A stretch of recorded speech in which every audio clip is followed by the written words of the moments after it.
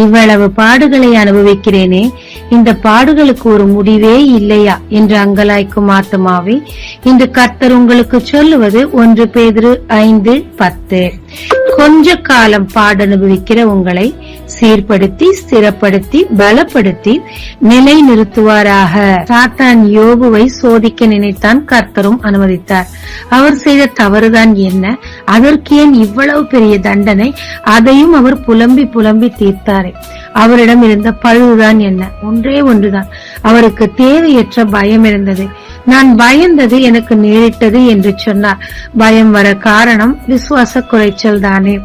எனவே அதிக பலிகளை செய்து கொண்டிருந்தார். இரண்டாவதாக, அவர் மனைவியோ மற்ற யாருமோ அவரை அவமானப்படுத்தினப்ப அவர் துவளவும் இல்லை, முறுமுறுக்கவும் இல்லை. ஆனா நண்பர்கள் அவமானப்படுத்தி போனப்போ அவர் முறுமுறுக்க ஆரம்பித்தார். ஏன்னா நண்பர்களை அவர் நம்பினார். கர்த்தர் நண்பர்கள் யார் என்று அவருக்கு காட்டத்தக்கதாக இன்னும் அநேக சிறு சிறு விஷயங்கள் அவர் நீதிமானாய் இருந்தும் இருந்தபடியினால் அவை எல்லாவற்றையும் சரி செய்ய வேண்டும், சீர்படுத்த வேண்டும் என்று தேவன் இந்த சோதனை அவர் வாழ்க்கையில் அனுமதித்தார். காலம் நிறைவேறின போது எல்லார் மத்தியிலும் அவரை மகிமையாய் நிலைநிறுத்தினார். இன்றளவும் அவர் நமக்கு முன் உதாரணமாய் இருக்கிறார். ஆமாங்க, கொஞ்ச காலப்பாடு. யோபுக்கும் கொஞ்ச காலப்பாடுதான், நேபுகாத்நேசருக்கும் கொஞ்ச காலப்பாடுதான், உங்களுக்கும் எனக்கும் கூட கொஞ்ச கால பாடுதான்.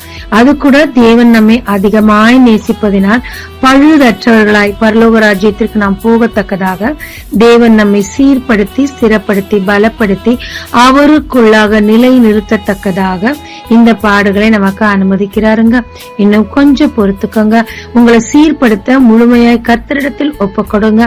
தேவனும் உங்களை நிச்சயமாய் உயர்த்தி நிலைநிறுத்தி உங்களை ஆசீர்வதிப்பாருங்க. ஜெபிக்கலாமாங்க. தேவரீர், என்னை நீர் சீர்படுத்த விரும்பி இந்த பாடுகளை அனுமதித்திருக்கிறீர் என்பதை அறிந்து கொண்டேன்.